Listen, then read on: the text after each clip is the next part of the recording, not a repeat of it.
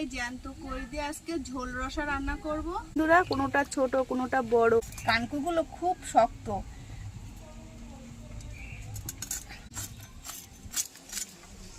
নোংরাগুলো সহজেই বেরিয়ে যায়, তবে কেটে নেব।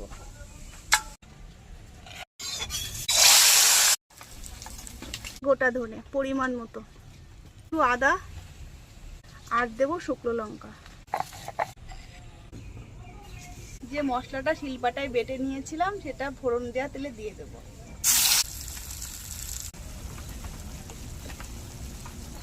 তোর সাথে একটু নাড়া, ঢাকনিটা তুলে